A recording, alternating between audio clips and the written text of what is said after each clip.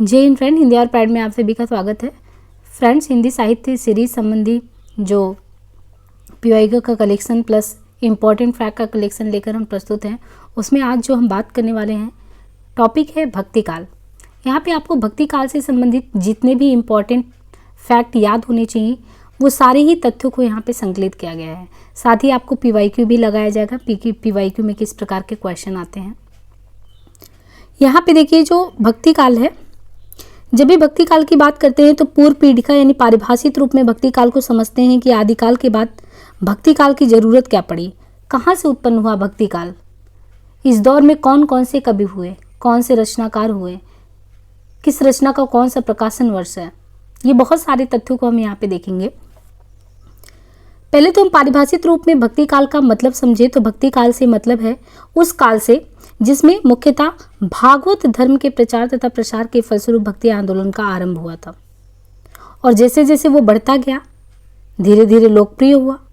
उसका एक कारण ये भी था कि जन भाषा में चीज़ें थी, लोगों को आसानी से समझ में आता था और कोई भी चीज़ें अगर आपको सुलभ प्राप्त हो तो आप उसको ग्रह भी करते हैं, यानी उसको कहीं ना कहीं आत्मसात भी करने की कोशिश करते हैं। तो भागवत धर्म एक इसका प्रचार प्रसार और उसके साथ ही साथ लोगों ने अपने को जोड़कर देखा भक्ति से। भक्ति एक भावना का उनके अभिव्यक्ति का माध्यम बना, परंतु यह भावना वैष्णव धर्म तक ही सीमित नहीं रहा। शैव धर्म, शाक्त धर्म, बौद्ध धर्म, जैन धर्म आदि संप्रदाय भी इससे प्रभावित हुए बिना नहीं रहे। कहने का तात्पर्य यह है कि जो भी व्यक्ति, आप सभी को अगर शांति चाहिए और अपनी भावनाओं का प्रकटीकरण, कहीं पे अपनी भावनाओं को कहीं प्रकट करने का माध्यम चाहिए, तो ये हमें भक्ति प्रोवाइड करता है, ये प्लेस देता है भक्ति। तो शांत चित्त के लिए जब ये माध्यम आया तो ये किसी एक संप्रदाय का ना रह के विभिन्न संप्रदाय में अलग अलग रूपों में विभक्त हो गया।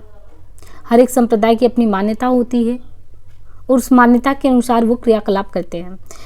यहाँ पे देखिए, भक्ति के बारे में मोनियर विलियम्स का कहना है, क्योंकि हमें ये समझ में आना चाहिए ना ये भक्ति टर्म कहाँ से आया है।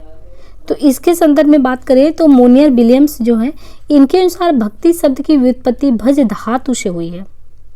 क्वेश्चन डायरेक्ट पूछता है किसके अनुसार भक्ति शब्द की व्युत्पत्ति भज धातु से हुई, तो मोनियर विलियम के अनुसार भक्ति शब्द की व्युत्पत्ति जो है ये भज धातु से हुई है।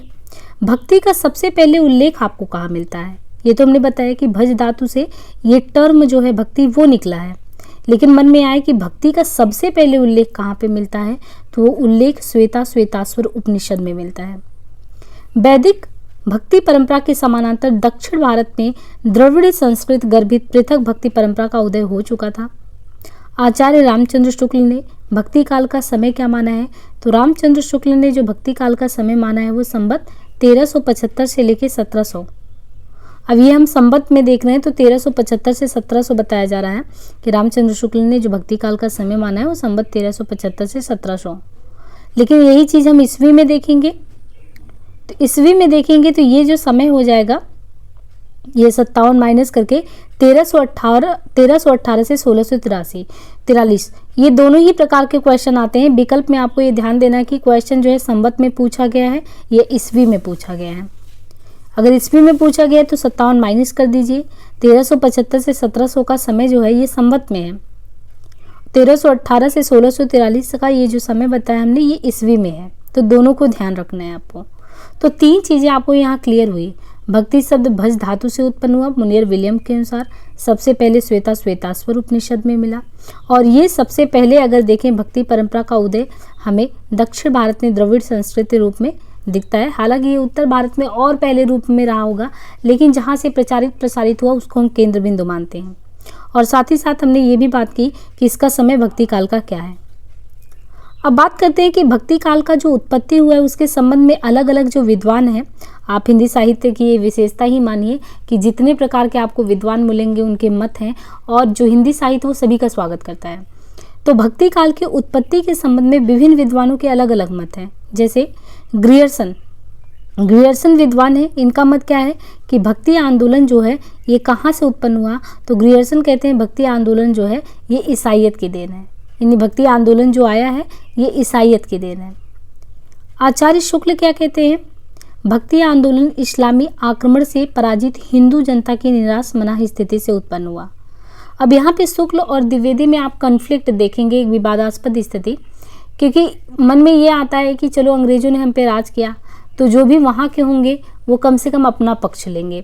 तो यहाँ पे अगर ग्रियर्सन है, वो फ्रेंच विद्वान है, उन्होंने पक्ष लिया कि भक्ति आंदोलन जो है ईसाइयत की देन है, तो कुछ नहीं कहा गया। लेकिन जब आचार्य रामचंद्र शुक्ल कहते हैं कि हमारे यहाँ के व्यक्ति जो पराजित मना स्थिति यानी निराश मना स्थिति में थे, वो पराजित हिंदू जनता थी, तो जब इस्लाम ने आक्रमण किया तब हमारे अंदर ये शक्ति जगी कि हम जो है भक्ति का कुछ साध्य अपनाया, साधन अपनाए, जिससे हम साध्य की प्राप्ति कर सकते हैं। तो इसका जवाब हजारी प्रसाद द्विवेदी जी ने सिर्फ शुक्ल जी को इस रूप में दिया है कि जो भक्ति आंदोलन है ये भारतीय चिंतन धारा का स्वाभाविक विकास है, यानी हम सब में ये खुद चिंतन मनन था भक्ति आंदोलन।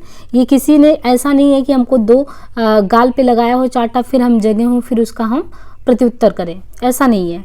द्विवेदी जी कहते हैं भक्ति साहित्य को हत दर्प पराजित जाति का साहित्य नहीं मानते।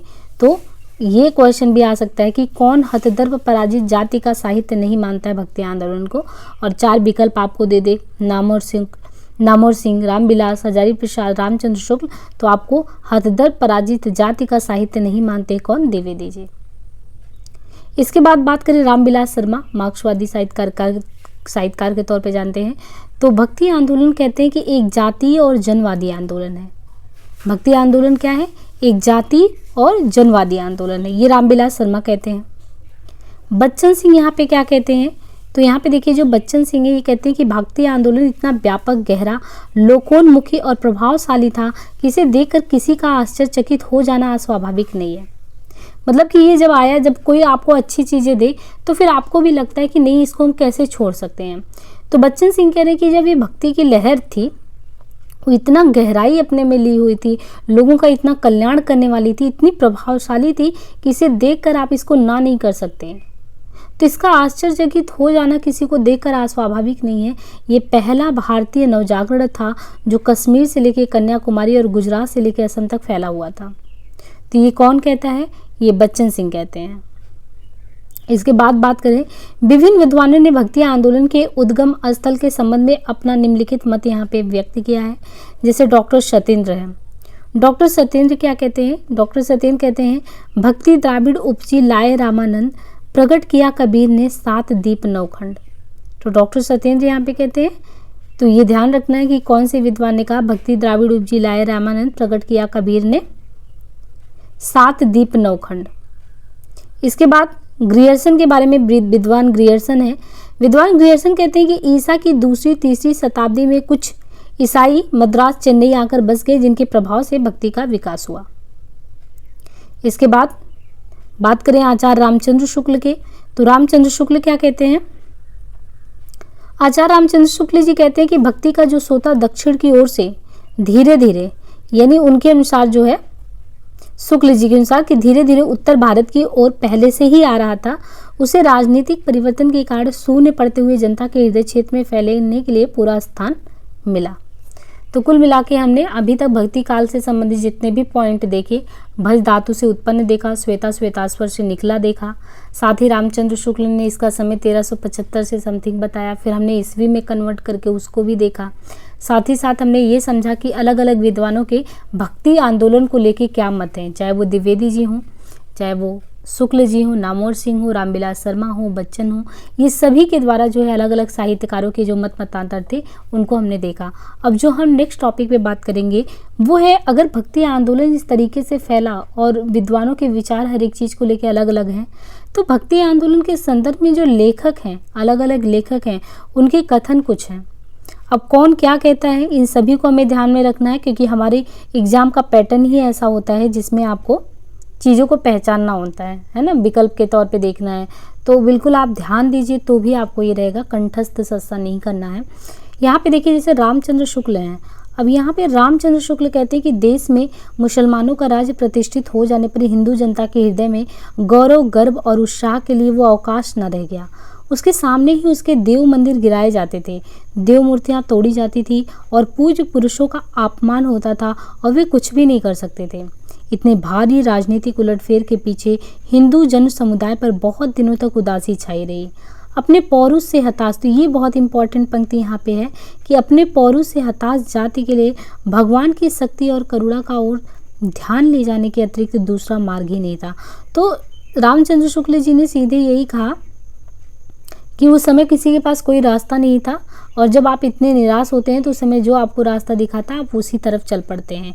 तो उस समय जो पराजित मनोवृत्ति वाला, अपने पौरुष से हताश जनमानस था, भारतीय मानस, उसको भगवान की शक्ति और करुणा जैसे ही नजर आया तो उसके पास रास्ता ही नहीं था कि वो दूसरा रास्ता अपना सके। ये कहना किसका है? शुक्ल जी का। अब शुक्ल जी के मत का विरोध करते हुए, इसको हमने पहले ही बताया कि इनका विरोध करते हुए हजारी प्रसाद द्विवेदी ने कहा था कि अगर इस्लाम नहीं आया होता तो भी इस साहित्य का बारहाना वैसा ही होता जैसा आज है। बौद्ध तत्ववाद बौद्ध धर्म लोक धर्म का रूप ग्रहण कर रहा था, जिसका निश्चित चिन्ह हम हिंदी साहित्य में पाते हैं। भक्तिकाल को हिंदी साहित्य का स्वर्ण युग किसने कहा? ये क्वेश्चन कई बार एग्जाम में आया है। फ्रेंड्स, आपको रिकमेंड करेंगे कि यहाँ पे असिस्टेंट प्रोफेसर का जो प्रैक्टिस सीरीज सेट करवाया है उसको कंटिन्यूअस आप इस चीज़ को फॉलो करते साथ उसको भी करिए। जैसे यहाँ पे भक्तिकाल पढ़ रहे हैं तो वहाँ पे असिस्टेंट प्रोफेसर वाले प्लेलिस्ट में जाके वहाँ पे आप भक्तिकाल से रिलेटेड क्वेश्चन लगाइए। इससे क्या होगा कि आपको आइडिया भी होगा कि किस प्रकार के क्वेश्चन प्रीवियस ईयर एग्जाम में पूछे जाते हैं और आपका ध्यान भी यहाँ पे पूरा बना रहेगा। तो यहाँ पे देखिए, ये क्वेश्चन कई बार पूछा है कि स्वर्ण युग भक्तिकाल को किसने कहा है? भक्तिकाल को हिंदी साहित्य का स्वर्ण युग कहने वाले थे जॉर्ज ग्रियर्सन। ग्रियर्सन ने कहा था भक्तिकाल को स्वर्ण युग। हजारी प्रसाद द्विवेदी तथा रामविलास शर्मा ने भक्तिकाल को क्रमशः लोक जागरण काल कहा। तो ये तीनों ही क्वेश्चन ही बनते हैं। स्वर्ण युग ग्रियर्सन ने कहा और हजारी प्रसाद द्विवेदी ने इसी काल को यानी भक्ति काल को कहा लोक जागरण काल, और रामविलास शर्मा ने भी क्या कहा? लोक जागरण काल। तो एक लोक जागरण कहते, इतनी बारीकी से आपको ध्यान रखना है इस क्वेश्चन में। सिर्फ हजारी प्रसाद के द्वारा लोक जागरण कहा जाता है और रामविलास शर्मा के द्वारा यही चीज लोक जागरण काल कहा जाता है। तो इस बारीकी को बिल्कुल आप ध्यान दीजिए। लोक जागरण काल, है ना। तो यहाँ से इस तरीके से क्वेश्चन जो है आप देखेंगे। नेक्स्ट जो है डॉक्टर श्याम सुंदर दास, बहुत बड़े साहित्यकार रहे हैं श्याम सुंदर दास। इन्होंने भक्ति काल के संदर्भ में कहा है, जिस युग में कबीर हैं, जायसी हैं, सूर हैं, तुलसी हैं, जैसे रस सिद्ध कवि और महात्माओं की दिव्य वाणी उनके अंतःकरण से निकलकर देश के कोने कोने में फैली थी, उसे साहित्य के इतिहास में भक्ति काल कहते हैं। निश्चय ही वह हिंदी साहित्य का स्वर्ण युग है। तो कहने का तात्पर्य इनका भी है कि हिंदी को स्वर्ण युग और हिंदी भक्ति काल के समय को स्वर्ण युग मानते हैं कौन? एक तो ग्रियर्सन तो स्वर्ण युग कहते ही है, उनके अलावा जो है श्याम सुंदर दास जी भी कहते हैं, क्योंकि बहुत बड़े बड़े साहित्यकार, समाज सुधारक इस समय, आप इस जो समय है 1375 से 1700 का जो समय है लगभग, तो बहुत सारे हमारे भारत देश में जो है ऐसे समाज सुधारक उत्पन्न हुए जिनके लिए ये कहा गया श्याम सुंदर दास के द्वारा कि इनके अंतःकरण से जो वाणी निकली, महात्माओं की दिव्य वाणी थी, वो कोने कोने में प्रसारित होनी ही थी और प्रसारित हुई, और इस तरीके से ये भक्ति काल निश्चय हुआ। यहाँ पे हमने सारे जितने भी इम्पोर्टेंट साहित्यकार थे उनके द्वारा जो भी उक्तियाँ कही गई हैं भक्ति काल के संदर्भ में वो हमने कंप्लीट किया। अब हम आते हैं नेक्स्ट टॉपिक पे। ये टॉपिक है भक्तिकालीन साहित्य की विशेषताएं। अब यहाँ पे देखिए, जो भक्ति काल है, भक्तिकालीन साहित्य की विशेषताओं की बात करें तो यहाँ पे विशेषता था गुरु महिमा। भक्तिकालीन विशेषताओं में ये गुरु को बहुत ही ज़्यादा तवज्जो देते थे, गुरु को महात्मा के समान यानी अपना पथ प्रदर्शक के रूप में ये देखते थे। भक्ति भावना की प्रधानता थी ही। बहुजन हिताय, ज़्यादातर लोगों के कल्याण के बारे में भक्ति काल में सोचा जाता था कि कैसे लोगों का कल्याण हो, क्योंकि रामचंद्र शुक्ल ने कहा था पराजित मनोवृत्ति या हताश जनमानस था, उसको निकालने का कोई रास्ता नहीं था और निकालने का रास्ता नहीं था, तभी तो उन्होंने भक्ति काल का मार्ग जो है उसको अपनाया। तो ऐसे में ये ज़्यादातर लोगों के कल्याण के बारे में सोचता है, ना कि अपने स्वार्थ के बारे में। चौथा है लोक भाषाओं की प्रधानता। तो जब जनमानस को आप जन भाषा में कोई भी चीज़ बताएंगे, ये नहीं कि संस्कृत शब्दावली या तत्सम युक्त शब्दावली से आप बातों को प्रेषित करेंगे तो लोग समझ पाएंगे। इसलिए यहाँ पर जो भी लोग अपनी कह सकते हैं कि दिव्यवाणी का मुखरत किया, तो उन लोगों ने जन भाषा को अपनाया जिससे सामान्य वर्ग के लोगों को भी समझ में आ जाए। और समन्वयात्मकता यानी लोगों में कैसे भाईचारा, बंधुत्व बना रहे, समन्वय स्थापित हो समाज में, उन पर प्रयास किया। साथ ही प्रबंधात्मक चरित्र काव्य, तो जब भी जिसके बारे में जीवन के बारे में विवरण दिया जाता था, चाहे रामचरितमानस के द्वारा राम के चरित्र का वर्णन हो, या हमने पद्मावत देखा हो, या बहुत सारी रचनाएं सूरदास के द्वारा लिखा गया सूरसागर वगैरह, तो जो भी रचनाएं होती थी वो समग्रता अगर देखें तो वो जीवन के एक एक चीज़ों को जो है उसमें अपने आप में समाहित करती थी, ना कि किसी एक पक्ष को। तो प्रबंधात्मक चरित्र काव्य जो है आपको भक्ति काल में देखने को मिलता है। साथ ही साथ यहाँ पे नीति काव्य, तो सब नीति काव्य की बातें मतलब कि समाज में जो है अच्छी बातें प्रेषित करनी थी, तो नीति काव्य परक जो है रचनाएं इस समय रची गई। तो यहाँ पे देखिए गुरु महिमा, भक्ति भावना की प्रधानता, बहुजन हिताय, लोक भाषाओं की प्रधानता, समन्वयात्मकता, प्रबंधात्मक, चरित्र काव्य, नीति काव्य, ये हमने 7 विशेषता देखा भक्ति काल का। अब यहाँ पे देखिए, यहाँ से टॉपिक आपका शुरू होता है नेक्स्ट टॉपिक, भक्ति काल का वर्गीकरण। और इसमें आप एक एक भक्ति काल के संदर्भ में एक एक वर्ग को पढ़ेंगे। तो देखिए भक्ति काल का जब क्लासिफिकेशन देखते हैं तो भक्ति काल 2 भागों में विभाजित हुआ, निर्गुण भक्ति, सगुण भक्ति। निर्गुण भक्ति के तहत आप देखेंगे ज्ञानाश्रयी शाखा है, प्रेमाश्रयी शाखा है।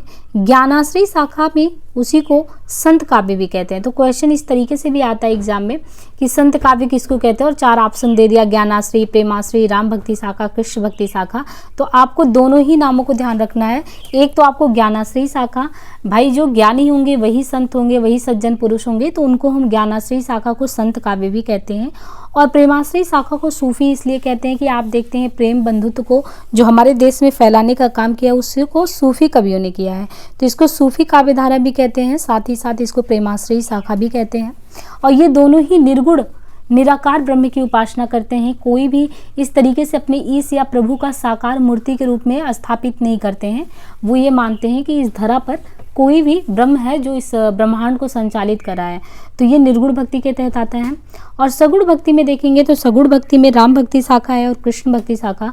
राम भक्ति शाखा को राम काव्य कहते हैं और कृष्ण भक्ति शाखा को कृष्ण काव्य कहते हैं। तो इस तरीके से हमने यहाँ पे भक्ति काल का विभाजन भी देख लिया। अब नेक्स्ट टॉपिक जो हमारा शुरू होगा वो निर्गुण भक्ति या सगुण भक्ति के तहत ज्ञानाश्रयी या प्रेमाश्रयी शाखा से किसी एक पॉइंट को हम उठाएंगे और उसका फुल एक्सप्लेनेशन करेंगे। तो उम्मीद है कि ये जो सेशन है आपके लिए बहुत ही यूजफुल रहने वाला है। खासकर आप जब लास्ट टाइम एग्जाम के आपको रिवीजन के लिए कोई शॉर्ट नोट्स चाहिए होगा तो उसके लिए ये बेस्ट कंपाइलेशन है आपके लिए। तो कंटिन्यूअस इस सीरीज को देखते रहें और आप सभी से हम्बल रिक्वेस्ट है कि प्लीज़ ज़्यादा से ज़्यादा लोगों तक इसे शेयर करें, लाइक एंड सब्सक्राइब करना ना भूलें। धन्यवाद।